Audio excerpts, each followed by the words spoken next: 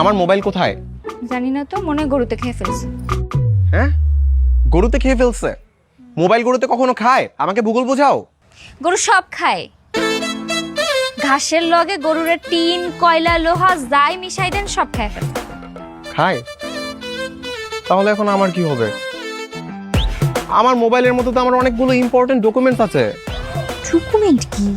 আমার অফিসের অনেক দরকারি তথ্য। তাহলে তো আমি একটা কাম করে ফেলছি। আচ্ছা, আপনি একটা কাম করতে পারেন। গরু মোবাইল খাইছে ঠিকই, কিন্তু হজম করতে পারবো না। গরু যখন গোবর দিব, ওই গোবরের মধ্যে যে খুঁজা দেখতে পারে। গোবর? গরু কই? বুঝলে, ওইদিকে চলেন।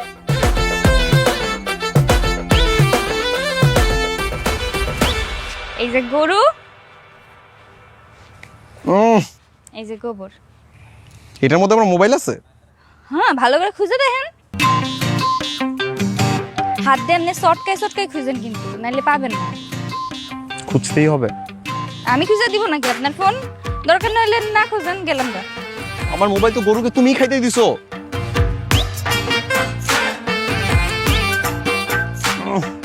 গন্ধ।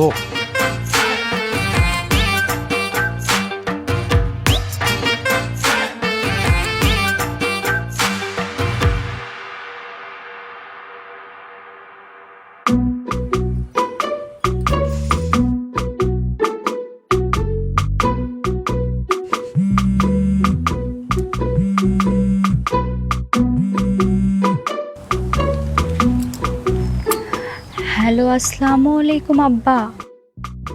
থুকু, শ্বশুর আব্বা। হোয়াট? শ্বশুর আব্বা মানে? এই মেয়ে, কে তুমি? আমি আমি আপনার ছেলের পছন্দের মানুষ। আপনার ছেলের লগে প্রেম করতেছি। এই বেয়াদব মেয়ে, তুমি কি আমার সঙ্গে ফাজলামো করছো? রাফসান কোথায়? ফোনটা ওকে দাও। ওরে তো এখন ফোন দেওয়া যাইব না, ও ব্যস্ত আছে।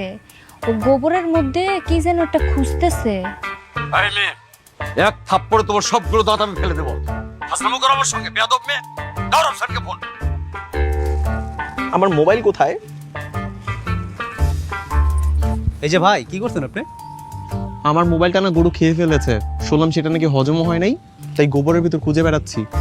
যে বলছে তারা জিজ্ঞাসা করেন, গরু মোবাইল খায় নাকি না? পাগল কোথাকার। এই এই তো আমার মোবাইল। আমার মোবাইল তোমার হাতে কেন? দাও মোবাইল দাও। দিবা না গোবর লাগাই দিব। ছি, তুমি আমাকে মিথ্যা কেন বললা?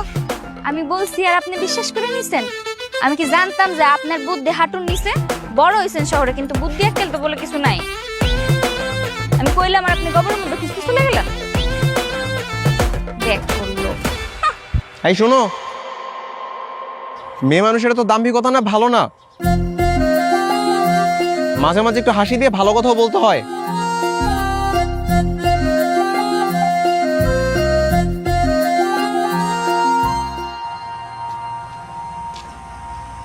তুমি কই গেছিলা বাবা?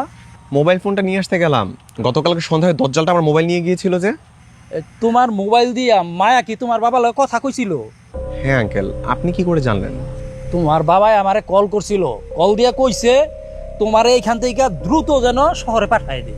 কেন? বাবা, তোমার সাথে আমার কিছু কথা আছে। এই কথাগুলো তোমার শুনতে হইব এবং জানতে হইব। তুমি তো আর এখন ছোট না, আর তোমার বয়স হইছে। বলেন আঙ্কেল। আমরা 3 বন্ধু। আমি, তোমার বাপ আর মায়ার বাপ খুব ঘনিষ্ঠ বন্ধু ছিলাম। আমরা একসাথে ছোটবেলা থেকেই থাকতাম। তোমরা তখন ছোট। আমরা 3 বন্ধু বৈশা চিন্তা ভাবনা করলাম মায়ারে তোমার সাথে বিয়া দিব। তারপর আঙ্কেল? তোমার বাবা শহরে চাকরি করত, ব্যবসা বাণিজ্যের জন্য চেষ্টা করছে, ব্যবসা বাণিজ্য প্রতিষ্ঠিত হয়েছে।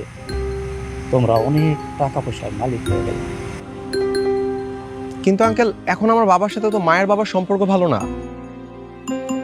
আর সেদিনও মায়ার বাবা আমাকে একদম যা ইচ্ছা তাই বলে অপমান করে বাড়ি থেকে বের করে দিল। কারণ কি? 5 বছর আগে